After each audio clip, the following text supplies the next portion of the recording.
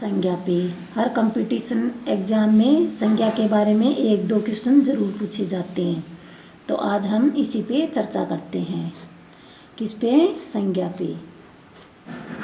आज का हमारा टॉपिक रहेगा संज्ञा।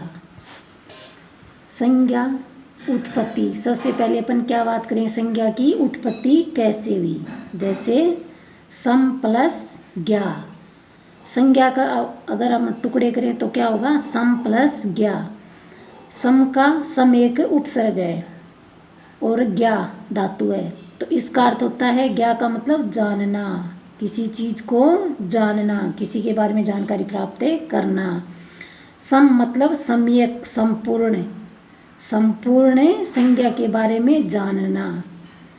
इसका पर्याय मतलब इसका नाम, जैसे किसी व्यक्ति विशेष, वस्तु, स्थान आदि के बारे में चर्चा करेंगे। परिभाषा: किसी व्यक्ति, वस्तु, स्थान, जाति, गुण, दशा, अवस्था, भाव के विशिष्ट नाम को संज्ञा कहते हैं। संज्ञा किसे कहते हैं? किसी व्यक्ति, वस्तु, स्थान, जाति, गुण, दशा, अवस्था, भाव के विशिष्ट नाम को क्या कहते हैं? संज्ञा। जैसे अभी क्या आया परिभाषा में? व्यक्ति। व्यक्ति का मतलब सब समझते हैं, जैसे राम है, मोहन है, गीता है, सीता है, जो भी आपको नाम, किसी का भी आप नाम लेना चाहो वो किस में आ जाएगा? व्यक्ति में। जैसे वस्तु, परिभाषा में नाम आया वस्तु। वस्तु से जैसे उषा पंखा, रामायण, महाभारत, कोई मशीन है, ये किस में आ जाएंगे? वस्तु। आगे नाम आया स्थान। स्थान जैसे सीकर, जयपुर, रतनगढ़, दिल्ली, आगरा। आगे जाति। जाति मतलब जैसे नारी, स्त्री, बालक, मनुष्य, पुरुष, छात्र। गुण। गुण मतलब जैसे किसी में ईमानदारी का गुण होता है, कोई चतुराई का गुण होता है, किसी में होशियारी, चालाकी, ये सब गुण है। आगे है दशा। दशा मतलब जैसे गरीबी, अमीरी, क्या आ जाएगा? गरीबी, अमीरी। आगे अवस्था। अवस्था जैसे बुढ़ापा, बचपन, यौवन, जवानी। भाव। परिभाषा में नाम आया था दशा, अवस्था, भाव के नाम को, तो भाव जैसे ईर्ष्या, घृणा, प्रेम, दया। अब अपन आगे, अब परिभाषा के बाद में अपन आगे विस्तार से चर्चा करते हैं। जैसे संज्ञा के मुख्य रूप से कितने भेद हैं? 3, लेकिन कई लोग कितने मानते हैं? 5। तो आज हम आपका डाउट दूर करेंगे। संज्ञा के कितने भेद होते हैं? 3 ही होते हैं। पहला है जातिवाचक संज्ञा। पहला कौन सा है? पहला है व्यक्तिवाचक संज्ञा। पहला कौन सा है? व्यक्तिवाचक संज्ञा। जैसे किसी व्यक्ति, वस्तु व स्थान के विशिष्ट नाम को व्यक्तिवाचक संज्ञा कहा जाता है। व्यक्तिवाचक संज्ञा किसे कहते हैं? किसी व्यक्ति, वस्तु, स्थान के विशिष्ट नाम को व्यक्तिवाचक संज्ञा कहा जाता है। जैसे व्यक्तिवाचक का मतलब होता है किसी का नाम, जैसे राजेश, महेश, बबीता, सुनीता। इतिहास, राजनीति, उषा पंखा, रीटा मशीन, जैसे कलकत्ता, हिमालय, एशिया आदि किस में आ जाएंगे? व्यक्तिवाचक संज्ञा में। आगे पढ़ते हैं नंबर 2 पे, जातिवाचक संज्ञा। जातिवाचक जैसे नाम से ही पता चल रहा है, किसी जाति का बोध होना, किसी जाति, वर्ग, समुदाय, समूह विशेष के नाम को क्या कह सकते हैं अपन? जातिवाचक संज्ञा कह सकते हैं। जैसे व्यक्ति, मनुष्य, महिला, स्त्री, शहर, गांव, नेता, त्योहार, देश आदि। अभी अपन इसमें क्या पढ़ रहे थे? व्यक्तिवाचक संज्ञा में किसी व्यक्ति विशेष का नाम, और इसमें सभी व्यक्ति, जैसे व्यक्ति आए तो किस में आ जाएगा? जातिवाचक संज्ञा में। एक प्रॉपर किसी का नाम आए, जैसे राजेश है, महेश है, तो किस में आ जाएगा? व्यक्तिवाचक संज्ञा में। मनुष्य, महिला, स्त्री, शहर। जैसे एक प्रॉपर शहर का नाम आए, जैसे यहाँ पर आया कलकत्ता, तो ये व्यक्तिवाचक में चला जाएगा। और पूरा जैसे शहर, अपन को पता नहीं है शहर कौन सा, पूरे शहर, तो ये किस में चला जाएगा, जातिवाचक संज्ञा में। इसी प्रकार आपको तुलना करके पढ़ना है। नेता, जैसे इसमें किसी नेता का नाम आएगा, जैसे प्रॉपर किसी नेता का नाम आ जाए तो किस में चला जाएगा, व्यक्तिवाचक संज्ञा में। और सभी नेता तो जातिवाचक संज्ञा। त्योहार आया, अगर प्रॉपर किसी त्योहार का जैसे होली, दीपावली आदि नाम आए तो किस में चले जाएंगे, व्यक्तिवाचक संज्ञा में। और त्योहार से सभी त्योहारों का बोध होता है तो ये किस में चले जाएंगे, जातिवाचक संज्ञा में। देश, देश अब पता नहीं है कौन सा, सभी देश किस में, जातिवाचक संज्ञा। जैसे एक भारत है, अमेरिका है, जापान है, ब्रिटेन है, इटली है आदि नाम आए तो किस में चले जाएंगे, व्यक्तिवाचक संज्ञा में। आगे चलते हैं। व्यक्तिवाचक संज्ञा जब बहुवचन में प्रयुक्त होती है या एक वर्ग का बोध कराने लगती है तो वह जातिवाचक संज्ञा बने जाती है। दोबारा से देखो, व्यक्तिवाचक संज्ञा जब बहुवचन में प्रयुक्त होती है या एक वर्ग का बोध कराने लगती है तो वह जातिवाचक संज्ञा बने जाती है। अभी आपको ऊपर बताया था, जैसे इसमें क्या बताया है कि व्यक्तिवाचक संज्ञा जब बहुवचन में प्रयुक्त होती है तो वो क्या बन जाएगी, जातिवाचक संज्ञा बन जाएगी। अब आगे पढ़ते हैं। जैसे अभी एग्जाम्पल से समझो कि भारत में आज भी हरिश्चंद्रों की कमी नहीं है। भारत में आज भी हरिश्चंद्रों की कमी नहीं है तो ये किस में चला जाएगा, हरिश्चंद्रों बहुवचन में प्रयुक्त हो गया तो ये किस में, जैसे हरिश्चंद्र एक नाम आता है तो वो किस में आएगा, व्यक्तिवाचक संज्ञा में। लेकिन यहाँ पर अभी क्या बताया था पीछे कि व्यक्तिवाचक संज्ञा जब बहुवचन में प्रयुक्त होती है तो वह किसका बोध कराने लगती है, जातिवाचक संज्ञा का। तो यहाँ पर हरिश्चंद्रो बहुवचन हो गया तो ये जातिवाचक का एग्जाम्पल है। आगे दूसरा एग्जाम्पल देखो, भारत देश के घर घर में आज भी विभीषण मिल जाते हैं। क्या है, भारत देश के घर घर में आज भी विभीषण मिल जाते हैं। विभीषण तो ये क्या है, बहुवचन, तो ये जातिवाचक का उदाहरण हो गया। यह सीता सावित्री का देश है, सीता सावित्री बहुवचन है तो ये क्या हो गया, जातिवाचक का उदाहरण हो गया। आगे देखो, जातिवाचक संज्ञा जब एक व्यक्ति व स्थान विशेष के लिए रूढ़ होती है तो वह व्यक्तिवाचक संज्ञा बने जाती है। जैसे जातिवाचक संज्ञा जब एक व्यक्ति व स्थान विशेष के लिए रूढ़ होती है तो वह क्या बन जाती है, व्यक्तिवाचक संज्ञा बने जाती है। एग्जाम्पल से समझो, जैसे नेताजी ने कहा कि मैं तुझे खून दूं, तुम मुझे आज़ादी दो। ये नारा किसका है, सुभाष चंद्र बोस का। तो उन्होंने क्या कहा था कि नेताजी ने कहा कि मैं तुझे खून दूं, तुम मुझे आज़ादी दो। तो अभी ऊपर क्या बात आई थी कि जातिवाचक संज्ञा, अब नेताजी है तो एक जाति विशेष का बोध करा रही है ना, लेकिन ये क्या है, किसी व्यक्ति विशेष के अर्थ में रूढ़ हो रही है। जैसे नेताजी ने ये नारा दिया था तो ये नेताजी सुभाष चंद्र के लिए क्या हो रही है, रूढ़ हो रही है ये बात। तो ये किस में चला जाएगा एग्जाम्पल, व्यक्तिवाचक संज्ञा में। इसी प्रकार आगे वाला एग्जाम्पल देखो, पंडित जी स्वतंत्र भारत के प्रधानमंत्री हैं। अब पंडित जी बारे में आपको पता ही है, जैसे पंडित जवाहरलाल नेहरू स्वतंत्र भारत के प्रथम प्रधानमंत्री बने थे तो ये बात उनके लिए रूढ़ हो गई तो ये एग्जाम्पल किस में चला जाएगा, व्यक्तिवाचक संज्ञा में। इसी प्रकार शास्त्री भारत के यशस्वी प्रधानमंत्री रहे थे।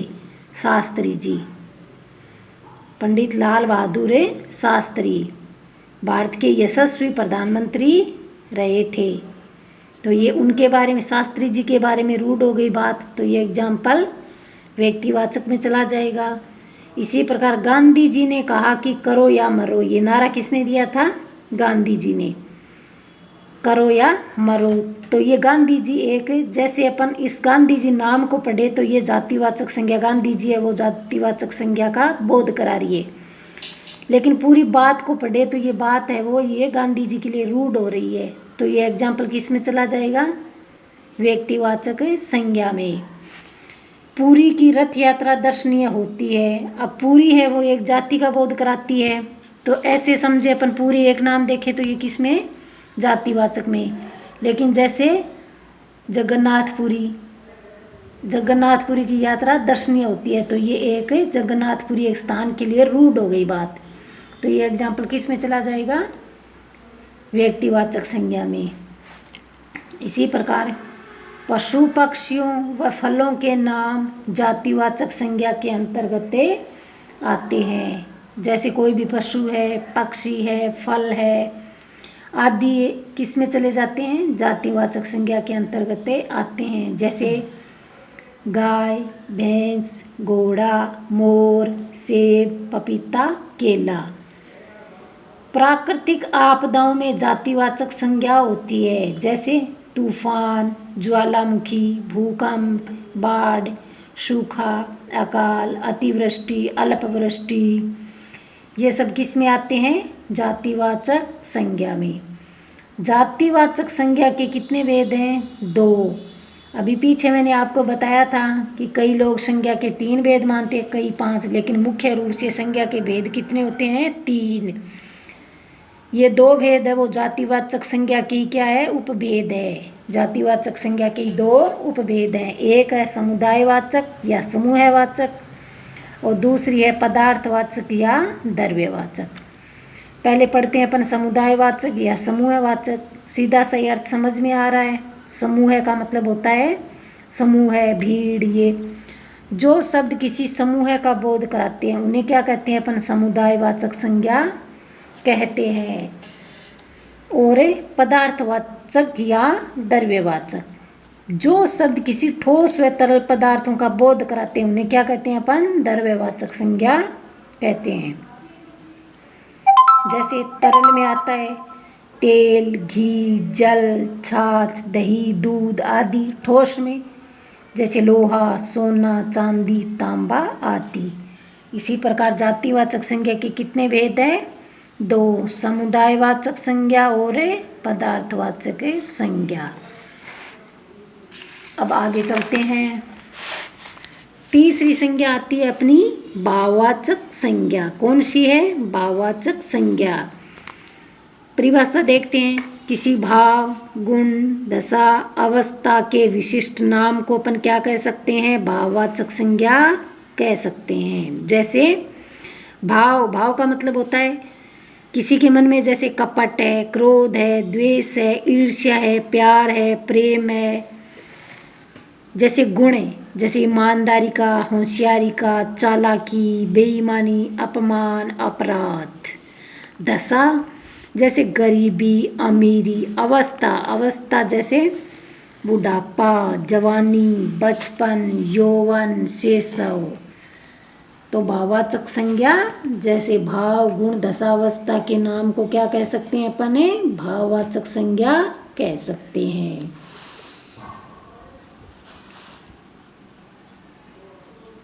अब आगे देखो। अब आगे भाववाचक संज्ञा के भी भेद हैं। जैसे एक होती है मूल भाववाचक संज्ञा और एक होती है यौगिक भाववाचक संज्ञा। मूल भाववाचक संज्ञा, जो भाववाचक संज्ञा अपने आप में मूल शब्द हो बल्कि किसी दूसरे शब्द या शब्दांश के योग से बना हुआ नहीं हो, तो उसे अपन क्या कहेंगे? मूल भाववाचक संज्ञा। जैसे कपट है, मूल शब्द है एक। प्रेम, ईर्ष्या, रति, भय, ये अपने आप में एक मूल शब्द है, किसी के योग से ये नहीं बने हैं, इसलिए इसको अपन क्या कह सकते हैं? मूल भाववाचक संज्ञा। इसी प्रकार आगे यौगिक भाववाचक संज्ञा। यौगिक का मतलब होता है जोड़ना, मिलाना, किसी शब्द को मिलाकर संज्ञा का निर्माण करना। तो पढ़ते हैं चलो। जो भाववाचक संज्ञा किसी दूसरे शब्द या शब्दांश के योग से बनी हुई होती है तो उसे अपन क्या कह सकते हैं? यौगिक भाववाचक संज्ञा कह सकते हैं। जैसे सुंदरता, सुंदरता में प्रत्यय जुड़ा है। माधुर्य, मधुर में प्रत्यय जुड़ा है। चातुर्य, चतुर में प्रत्यय जुड़ा है। अपनापन में प्रत्यय जुड़ा है। सौंदर्य, इन सब में क्या जुड़े हुए हैं? कोई ना कोई प्रत्यय उपसर्ग वगैरह जुड़े हुए हैं, तो इसलिए इसको अपन क्या कह सकते हैं? यौगिक भाववाचक संज्ञा।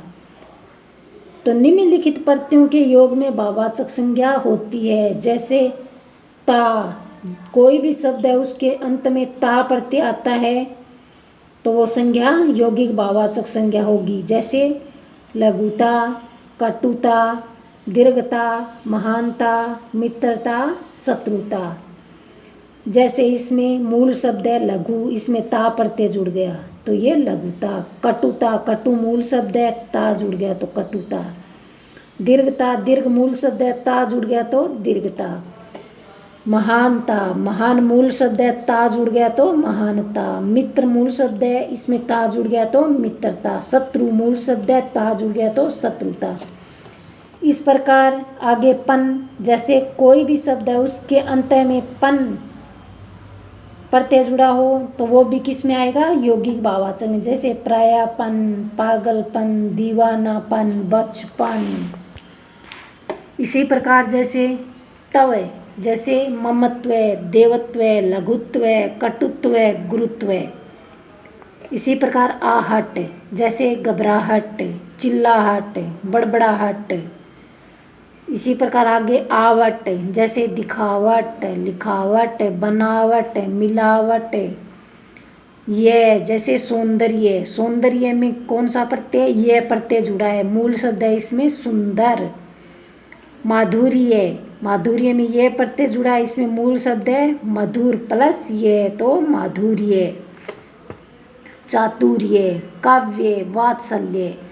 इस प्रकार ये हो गए यौगिक भाववाचक संज्ञा के उदाहरण, क्योंकि इसमें प्रत्यय जुड़े हुए हैं। तो जिसमें ता, पन, तव, आहट, आवट, ये 6 प्रत्यय आपको कोई भी शब्द के अंत में मिलते हैं तो वो किस में आएगी? भाववाचक संज्ञा के अंदर आएगी। अब भाववाचक संज्ञा जब बहुवचन में प्रयुक्त होती है तो जातिवाचक संज्ञा बने जाती है। कि भाववाचक संज्ञा जब बहुवचन में प्रयुक्त होती है तो कौन सी बन जाती है? जातिवाचक संज्ञा बन जाती है। देखो आगे निम्नलिखित एग्जाम्पल से अपन समझते हैं। उसके सपनों का सौदागर आया, उसके सपनों का सौदागर आया। अभी ऊपर क्या बात दे रखी है कि भाववाचक संज्ञा जब बहुवचन में प्रयुक्त होती है तो जातिवाचक संज्ञा बने जाती है। जैसे भाववाचक संज्ञा है सपना, सपना कौन सी संज्ञा है? भाववाचक संज्ञा। लेकिन ये प्रयुक्त किस में हो रही है? बहुवचन में प्रयुक्त हो रही है तो कौन सी बन गई? जातिवाचक संज्ञा। इसी प्रकार आगे वाला एग्जाम्पल देखो। अच्छाइयों को ग्रहण करो तथा बुराइयों का त्याग करो। क्या? अच्छाइयों को ग्रहण करो तथा बुराइयों का त्याग करो। अच्छाई, अच्छाई किस में आती है? भाववाचक संज्ञा में, लेकिन यहाँ पर बहुवचन में प्रयुक्त हो गई अच्छाई और बुराइयाँ, तो ये किस में चली जाएगी? जातिवाचक संज्ञा में। इसी प्रकार आजकल भारतीय पहनावे बदल गए हैं। पहनावे, पहनावा भाववाचक में आएगी, लेकिन ये पहनावे बहुवचन हो गई ना, तो किस में चली जाएगी? जातिवाचक में। अब आगे देखो। कोई भी शब्द संज्ञा है या नहीं ऐसा पहचानने के लिए स्वयं के नाम के साथ उस शब्द को रखा जाता है, और ऐसा करने पर यदि सही सही वाक्य बन जाता है तो वह शब्द संज्ञा नहीं होगा, लेकिन यदि गलत वाक्य बनता है तो वह शब्द संज्ञा होगा। जैसे राम चालक है, तो ये गलत वाक्य बन गया। जैसे राम चालक है, तो चालक मतलब विशेषण है, राम चालाकी है। अब ये राम चालक है, सॉरी ये सही शब्द बना है, तो मतलब ये संज्ञा नहीं है चालक, ये विशेषण है। ऊपर दिया है कि कोई भी शब्द संज्ञा है या नहीं है ऐसा पहचानने के लिए स्वयं के नाम के साथ उस शब्द को रखा जाता है, और ऐसा करने पर यदि सही सही वाक्य बन जाता है तो वह शब्द संज्ञा नहीं होगा। तो जैसे चालक को अपन राम के साथ रखा तो सही वाक्य बन गया, इसका मतलब ये संज्ञा नहीं है। और गलत वाक्य बनेगा तो वो क्या होगा, संज्ञा होगा। तो राम चालाकी है, मतलब ये वाक्य क्या बन रहा है, गलत बन रहा है। तो इसमें